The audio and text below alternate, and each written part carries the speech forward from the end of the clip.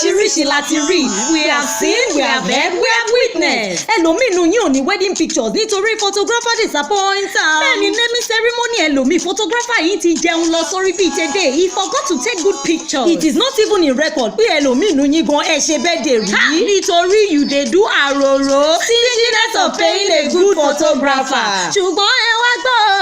Mo ní ẹ wá gbọ́. Have you heard of Opsi Imagery Studios? Àwọn ilé ìṣe babalá photography and they snap good photos. Woswobi for your naming ceremony, birthday ceremony, wedding or burial ceremony. Contact Opsi Imagery Studios. You can send them a DM at Opsi_imagery or you can locate them near Washington DC and they are available to travel in any state in the USA. You can put a call through to them on this number 120-2413-0750.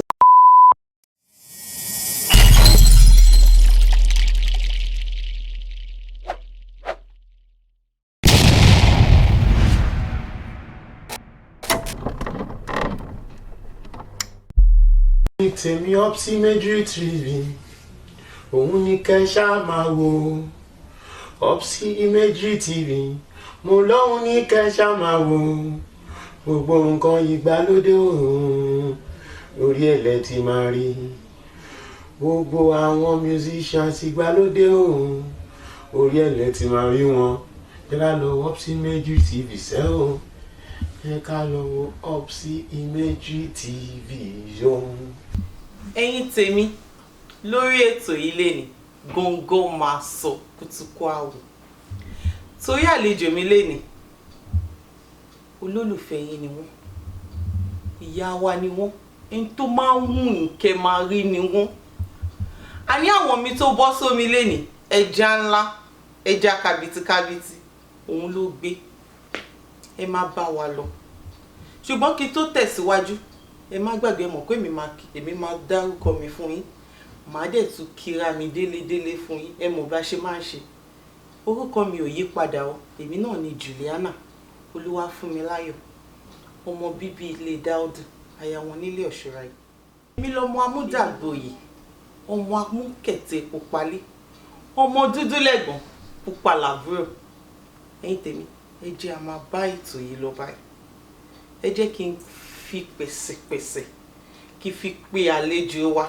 ẹ ṣáà mọ̀ pé mo ti sọ bẹ́ẹ̀ mọ̀ pé mi ò mẹ́ṣà wá fún yín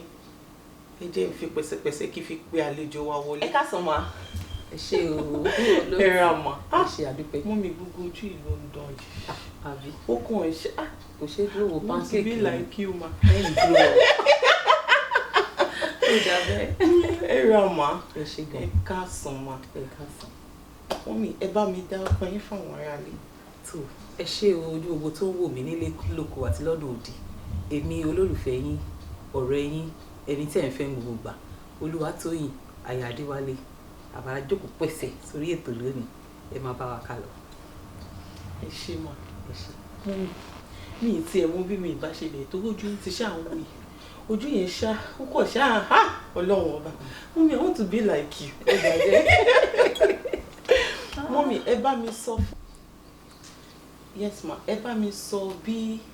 kékeré yín ṣe bẹ̀rẹ̀ ẹ bá mi sọ fáwọn ará ilé kó lọ. ẹ ṣeun lákọ̀ọ́kọ́ a bí mi ní ìlú Èkó mo bẹ̀rẹ̀ iléèwé àkọ́bẹ̀rẹ̀ nílùú Èkó mo bẹ̀rẹ̀ girama náà nílùú Èkó then ilé ẹ̀kọ́ gíga polytechnic nílùú Èkó náà Lagos State Polytechnic then láti ibẹ̀ lọ mo wá lọ sí Remax Institute of Vocational Studies ibẹ̀ ni mo ti kọ́ṣẹ́ theatre nígbà tí mo kọ́ ìtàn mo ti kọ́ṣẹ́ alásè catering mo kọ́ iṣẹ́ catering mo ti kọ́ hairdressing gbogbo nǹkan ni mo kọ́ mi jẹ wá yìí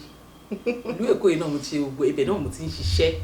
mo ṣiṣẹ́ acting mi lẹ́gbẹ̀ẹ́ kan mo ṣiṣẹ́ catering mi lẹ́gbẹ̀ẹ́ kan bẹ́ẹ̀ mo tún ń ṣiṣẹ́ interior decoration náà lẹ́gbẹ̀ẹ́ kan gbogbo ẹ̀ náà là ń kó pọ̀ owó lè pè ó ṣàyè. yàtọ̀ sí pé lọ sílé ẹ̀kọ́ gíga láti lọ kọ́ ìjẹ́ ẹ̀kọ́ láti abẹ́ ọ̀gá kankan àbí. bẹ́ẹ̀ ni nígbà tí mo kúrò nílé ẹ̀kọ́ gíga mo lọ wà ní ọ̀dọ̀ bàbá wa kan tá à ń pè ní Bent Ọmọlójú àwọn ló ní Kàkàkí productions stage plays la máa ń ṣe ń gbà yẹn láti bẹ̀ lọ ìgbà tí iṣẹ́ fídíò náà jáde mo wá darapọ̀ mọ́ àwọn kan tá à ń pè ní Kórèdé Films production Sunday Ṣóyínká lẹ́yìn tó ní production outfit yẹn ibẹ̀ láti bẹ̀rẹ̀ sí ṣiṣẹ́ fíìmù àgbéléwò tá à ń ṣe. ìgbà wo ni ẹ bẹ̀rẹ̀ iṣẹ́ gangan ọdún wo gangan la máa ní ẹ bẹ̀rẹ̀ iṣẹ́ gangan tẹ́ mọ̀ pé ìgbà tẹ́ bẹ̀rẹ̀ iṣẹ́ yìí gangan lẹ bẹ̀rẹ̀ sí máa fi pawó lẹ bẹ̀rẹ̀ sí máa rí owó ń bẹ̀. Precisely professionally mo bẹ̀rẹ̀ iṣẹ́ theatre àti lóye pé wọ́n bẹ̀rẹ̀ sí sanwó fún mi ní 1988 ìgbà yẹn la lọ ṣe NAFEST 88 a lọ sí Kaduna lọ́dún náà lọ́hùn à ń ṣe stage play káàkiri àdé kódà lọ́jọ́ náà lọ 5,000 naira lọ sọ fún wa wọ́n tún dáṣọ sí wa lọ́rùn gbogbo wa ládélé tayọ̀ tínú wa dùn torí pa gbowó ńlá dé. owó ńlá dé owó yẹn jọjú gbà ó jọjú. eré wo pàtó wà ní ká ní ẹ kópa ń bẹ̀ àbí ṣé ká ní ẹ gbé jáde fúnra yín tó jẹ́ kí àwọn èèyàn mọ̀ yín kán mọ̀ yín gbà Tóyìn Adéwálé ni Tóyìn Adéwálé ni. Lákọ̀ọ́kọ́ náà mo ti fi ọwọ́ ara mi ṣe àwọn fíìmù tó pọ̀ ṣùgbọ́n èyí tí mo lè sọ pé ó rí ìgbé mi jáde gangan òun ni à ń pe àkọlé ẹ̀ ní Ìrẹ́pọ̀ Ọdún Sunday Ṣóyínká tó ní Kórèdé films yẹn àwọn gangan ló ní fíìmù yẹn lọ́dún náà lọ́wọ́ àwọn ló ṣe fíìmù náà tó pè mí tí mo fi kópa role tí mo lè play gbà yẹn ó jẹ́ prominent role Ọlọ́run dẹ̀ gbà fún wa gbà yẹn bẹ́ẹ̀ ni gbogbo èèyàn ti ń pè mí Tóyìn Ìrẹ́pọ̀ Ọdún Tóyìn Ìrẹ́pọ̀ Ọdún because fíìmù yẹn rinlẹ̀ gan-an ṣe mọ́ kó àwọn èèyàn lọ́gbọ́n kódà oríṣiríṣi ẹ̀bùn ni mo gbà láti bẹ̀ àwọn tí mi ò mọ̀ rí lọ́ fi nǹkan ránṣẹ́ sí mi ẹlòmíì àrí mi báyà kànú mi because iṣẹ́ fíìmù yẹn lọ́jọ́ náà lọ́hùn ó jẹ́ fíìmù tó yẹ pé iṣẹ́ mọ̀ bíi kọ́kọ́ bẹ̀rẹ̀ sí inú ìyàwó kí ọkọ máa treat ìyàwó ẹ̀ kọ́ mọ ọmọ tó jọ ọmọ kékeré máa wá jà fún màmá ẹ̀ pé bàbá mi ò lè máa ṣe màmá mi báyìí so ṣe mọ̀ ó jẹ́ káwọn èèyàn ṣàánú mi gan tí má rìn títí ẹlòmíì sọ pé pẹ̀lẹ́ ìyá ó dẹ̀ fìyà jẹ́nu fíìmù yẹn o ẹlòmíì á fún mi ní nǹkan ṣe mọ̀ orúkọ mi ṣàárín ilẹ̀ ńgbà yẹn tó yẹ pé fíìmù yẹn rin ilẹ̀ gan mo dẹ̀ dúpẹ́ lọ́dọ̀ Ọlọ́run àtìgbà yẹn lọ́lọ́run ti bẹ̀rẹ̀ sí ń gbé ògo ẹ̀ dìde èmi náà ti ṣàwọn móbì lọ́wọ́ ara mi o tó jẹ́ wípé o tún gbé sókè bọ̀tì yẹn Ọlọ́run fi ṣe gbogbo ẹ̀. ọdún wo ni ẹ gbé múvì yìí jáde? ká má parọ́ mi ìrìn tí ó ti ṣe díẹ̀ bóyá in the 90s bóyá early 90s. yàtọ̀ sí Ìrẹ́pọ̀ Ọdún yàtọ̀ sí Ìrẹ́pọ̀ Ọdún ìjọ tún ti ní àwọn movies míì àti tó mélòó movies míì mélòó tẹ́ tún ti gbé jáde bẹ́ẹ̀. jehova èmi ò rántí o abáníkà máa kà ní méjì mẹ́ta ó ti pọ̀ o tí mo ti ṣe tó dẹ̀ ti gba yìí táwọn èèyàn ti láìkì gan-an. ẹ dárúkọ mélòó kan fún wa náà. tí mo ti báwọn èèyàn ṣe. ní tẹ́yìn gangan fún mi ti ṣe ok mo ti ṣe mama tí oníbíà yẹn mọ́kọ́ fi bẹ̀rẹ̀ mama tí oníbíà mo ṣe ọ̀kín mo ṣe mama tí oníbíà ọ̀kín mo ṣe máyọ̀mí mo ṣe mi ò rántí mọ́ bọ̀ mo ti ṣe so many movies at least mo ṣe bíi 8 sí 9. Ìjẹ́ ó ní ipa kan tí ẹ lè ṣe nínú eré? Ó wà o kò ń ṣe tàìmọ́ ṣe ṣùgbọ́n mi ò ní ṣe I'm an African I'm a mother okay ọmọ Yorùbá ni mí ìyá ni mí àwòkọ́ṣe ni mí fáwọn èèyàn kan èmi ò ní ṣe móbì tí màá ṣe ra ẹlẹ̀ kò ṣe pé mi ò lè ṣe ṣùgbọ́n mi ò ní ṣe bó ṣe rí ni ká ṣe ra ẹlẹ̀ èmi ò ní ṣe àbí mi ò ní ṣe ṣá. a mọ̀ pé ọmọ yín ń ṣe òǹkọrin olórin lọ nígbà tí wọ́n kọ́ fẹ́ bẹ̀rẹ̀ iṣẹ́ orin kí ni báwo lẹ ṣe gbà á sí torí àmọ́ pé àwọn ẹlòmíì tí wọ́n jẹ́ eléré oníìtàgé bíi tiyín báyìí tọ́mọ wọn bá fẹ́ ṣe iṣẹ́ tó ń ṣe àbí nǹkan bẹ́ẹ̀ wọn kì í fẹ́ kọ́ gbà ẹlòmíì lè náà wọn ò fẹ́ kọ́ ọmọ wọn ṣe nǹkan báwo lẹ̀yin ṣe gbà á sí.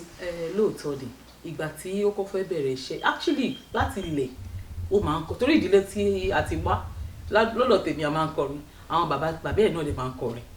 so òun náà láti kékeré ẹ̀ ló ti jẹ́ choir master ní church ló ti jẹ́ junior choir master ní church mo ti mọ̀ pé ó máa kọrin bọ̀ mi ò mọ̀ pé ó máa wá kọrin débi pé ó máa di nǹkan tí gbogbo ayé máa mọ̀ báyìí because ọmọ tó ní tìjú ni so gbà tó ṣetán yunifásitì ó ti bẹ̀rẹ̀ iṣẹ́ ní bank ó wá ń sọ fún mi ńgbà yẹn pé àṣẹ báǹkì yìí kíní kankan pé but òun fẹ́ máa kọrin ìgbà yẹn ní somehow David Shah àwọn àti David pàdé wọ́n sọ̀rọ̀ lórí social media ọ̀rọ̀ wọn bọ̀ sí ìgbà tó wá fẹ́ máa dí pé ó fẹ́ mu ní òkùnkùn dùn ìyẹn orin kíkọ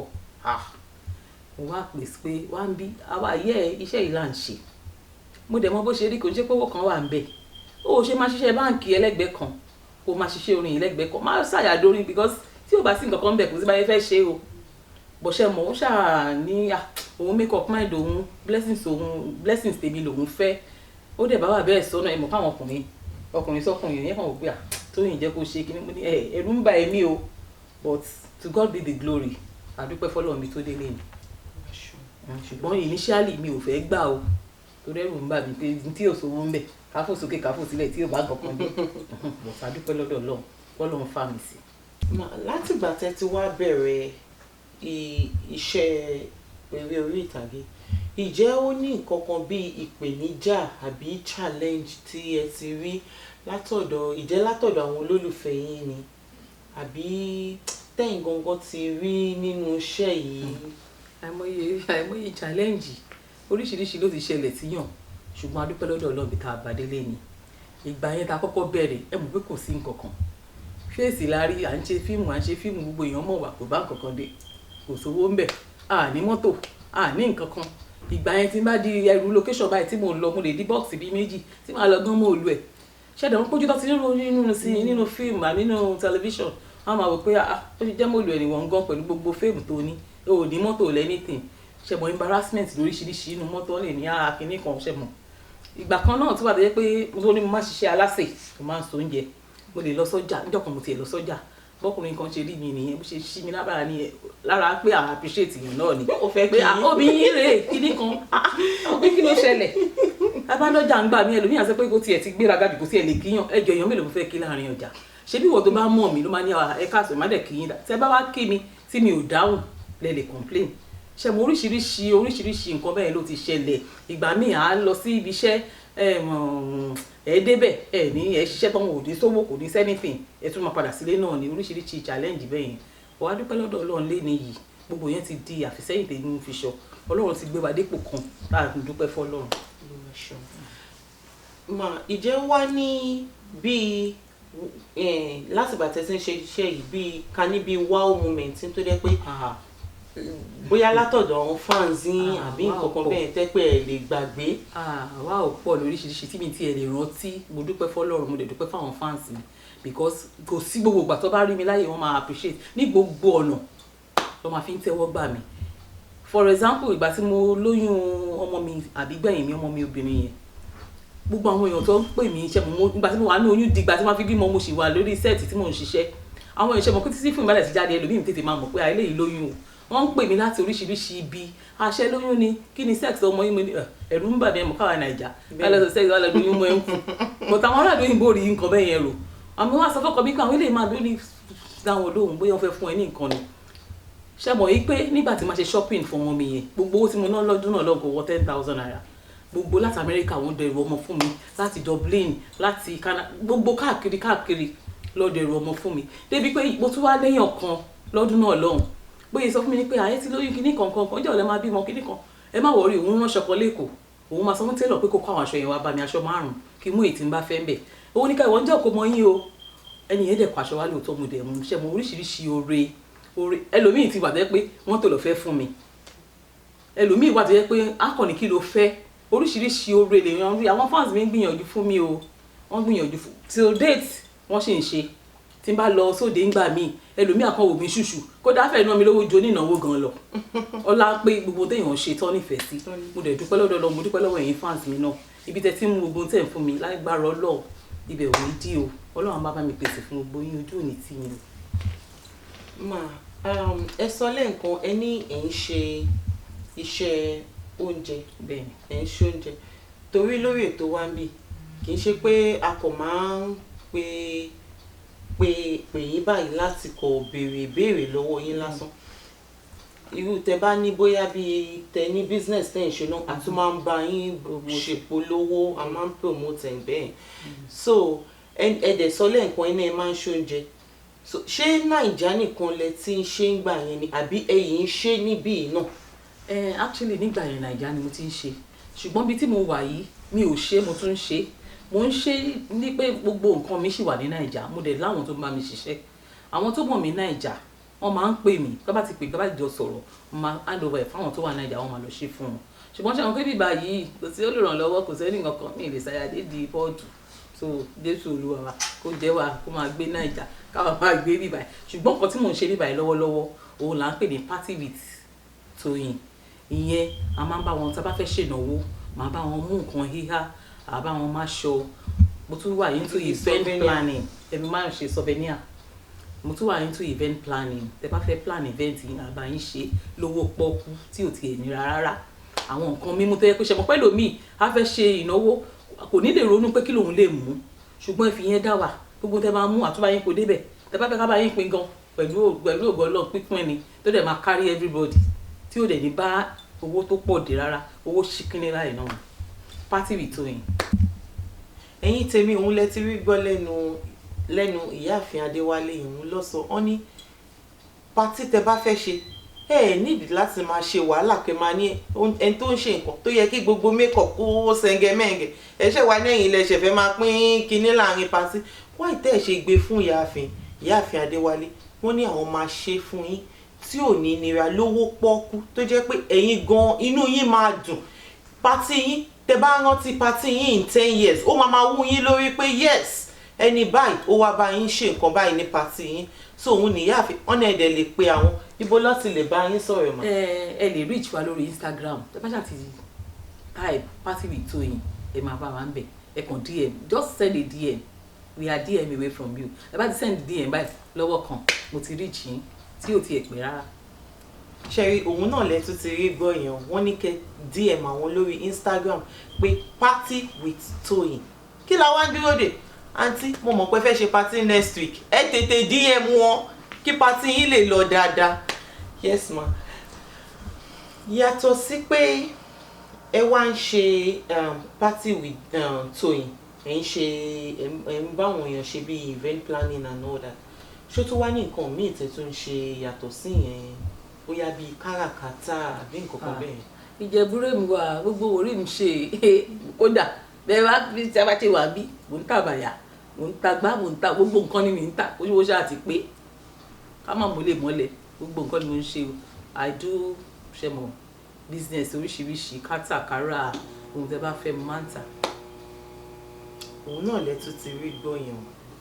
5 years sísìn ma ibo ni ẹ ti ń ríra yín. Okay, I see. Okay, mo rí greater me mo rí better me mo ríra mi nínú ipò tó tún dájú báyìí lọ mo ríra mi nínú ọlá àti ọlá ńlá jù báyìí lọ. yes ma yàtọ̀ sí pé kẹ́ ṣe Yorùbá film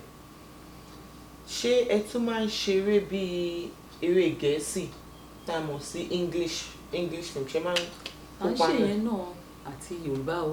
àtòyìnbó gbogbo ẹ̀ náà là ń ṣe wẹ́rẹ́wẹ́rẹ́ mọ́ra wọn méjèèjì là ń ṣe. so kò séyìí tẹ́ ẹ kí. gbogbo ẹ̀ náà ló rọrùn láti ṣe gbogbo ẹ̀ náà là ń ṣe. yes ma fún àwọn tí wọ́n ń bọ̀ lẹ́yìn tó wù wọ́n pé mo fẹ́ rí bíi Mrs. Toyin Adéwálé o mo fẹ́ wù mí kémi náà rí bí ẹ mọ̀ pé kò sí ká má rí àwọn kan tó máa fi ń ṣe bí role model wọn bẹ́ẹ̀ ni àwọn kan máa wà tó máa ní role model my role model is Toyin Adéwálé nǹkan kan bẹ́ẹ̀ yẹn so fún àwọn tó ń bọ̀ lẹ́yìn kí ni word of advice tẹ̀lé fún wọn. kò burú ìmọ̀ràn mi fún àwọn tí ó ń bọ̀ lẹ́yìn tó wù láti ṣiṣẹ́ yìí ìyẹn ṣe tíátà òun ní pé lákọ̀ọ́kọ́ náà kọ́kọ́ rí pé àwọn ní talent ní pé Ọlọ́run fún àwọn ní òye yẹn kọ́ rí pòkè àwọn ní òye iṣẹ́ yìí lẹ́yìn yẹn kó wá lọ kàwé because òye láìsí ìmọ̀ irọ́ ni o wọ́n gbọ́dọ̀ wà talented and kó tún wà educated tó bá ti kàwé lẹ́yìn tó lóye tó tún kàwé kó dẹ̀ fún gbogbo lọ́nà lọ́wọ́ kó dẹ̀ wà ní ìbọ̀wọ̀ fàgbàlagbà because síbi iṣẹ́ tíátà tá a wà yìí ìyẹn ní Yorùbá tiwa tá à ń ṣe yìí ìbọ̀wọ̀ fàgbà ó jẹ́ pàtàkì o because tó bá bọ̀wọ̀ fàgbà ìwọ náà lè dókè. ẹ ṣé gan pé a ti ẹ̀ pè yín bó tiẹ̀ jẹ́ pé àmọ́ bá ṣe kán máa ń pè yín lọ́wọ́lọ́wọ́ but at the long run àárí yín náà ẹ jẹ́ wa ẹ ṣé gan mà adúpẹ́ lọ́wọ́ yín mà. Ní báyìí ẹ bá dágbére fáwọn fans. tó ẹ̀yin èèyàn mi nílé lóko àti ní gbogbo ibi tẹ́ ti ń wò mí ẹ ṣé mo dúpẹ́ o ẹ kú gbogbo gbà mí o ojú tẹ́ fi ń wò wá ò ní fọ́ o etí tẹ́ fi ń gbọ́ mi náà kò ní dì ẹ̀yin la máa bá àwa làwa máa wá ẹ ṣé gan ni ẹ kú gbogbo gbà. Ẹ̀yin aráalé mo mọ̀ pé láti àárọ̀ ẹ̀ ń bá wa lọ mo dẹ̀ mọ̀ pé bó tiẹ̀ jẹ́ ẹ̀kọ́ kan àbí méjì ẹ ti gbọ́ nínú gbogbo nǹkan tí ìyáàfin Tóyìn Adéwálé nínú gbogbo nǹkan tó ti sọ látàárọ̀ ẹ̀yin náà ti gbọ́ bó jẹ́ ẹ̀kọ́ kan àbí mélòó kan ẹ ti mú nínú gbogbo nǹkan tó sọ àti àwa tá à ń bọ̀ lẹ́yìn náà tó jẹ́ pé ó wù wá pé bí ìyáàfin Tóyìn Adéwálé ṣe ń ṣe ó wù wá pé ká máa ṣe káwa náà rí bó ṣe ń ṣe káwa náà rí bẹ́ẹ̀ ní ọjọ́ ọ̀la ó wù wá pé káwa náà máa ṣe orí ìtàgé wọ́n ní ìtẹríba ká dẹ̀ fi ìwé kíkà kún ká má kọ̀ wò ó pé mo ti mọṣẹ́ yìí mo mọ bó ṣe ń ṣe mo mọ bó ṣe ń dúró o ká má kọ̀ wò ó pé yẹn nìkan ni ìwé kíkà wọ́n ní ó ṣe kókó nínú gbogbo nǹkan tẹ̀dá bá fẹ́ ṣe nílé ayé kéèyàn dẹ̀ tún máa fi àdúrà wọ́n ní ká tún máa fi kún náà. a ti wá fẹ́ mú ètò yìí sí ìdádúró ní èní ẹ̀yin tèmi ṣé mo pé mo sọ fún yín mo ní gangan máa sọ lórí ètò yìí ṣùgbọ́n ẹ̀yin náà dẹ̀ ti rí bẹ́ẹ̀ ẹ ti rí gbogbo gangan yẹn bó ṣe sọ. báyìí ìyáàfin Adéwálé àwa ń wà kẹ́ bá wa polówó ètò yìí fún àwọn olólùfẹ́ yín nílé. ẹ̀yin èèyàn mi níbi gbogbo orí Opsy Imagery TV láwa yìí àwọn ní olùgbékalẹ̀ ètò ìgbàlódé níbi tó ti máa ń gba àwọn gbajúmọ̀ òṣèré ní o olórin ní o àwọn èèyàn jankan tó ti máa ń gbà wọ́n lálejò tó máa ń béèrè oríṣiríṣi ìbéèrè lọ́wọ́ wọn ẹ̀yin náà kúkú mọ̀ pé gbogbo nǹkan lẹ fẹ́ mọ̀ ń pa wa ibi ìbáyìí ni ètò tẹ́ máa gbọ́ tẹ́ fi máa mọ̀ o ẹ má ṣàlàyé máa wò ó gbogbo gbà ètò tó lárinrin ni tó wà educative tó wà interesting tẹ́kẹ́ tẹ́ bá ti ń gbọ́ngàn ìní fẹ́ kúrò all the time bá wa wò ẹ máa gbádùn ara yín lọ ìgbàlódé òun là ń sọ̀rọ̀ yìí. ẹ ṣé gan-an bye.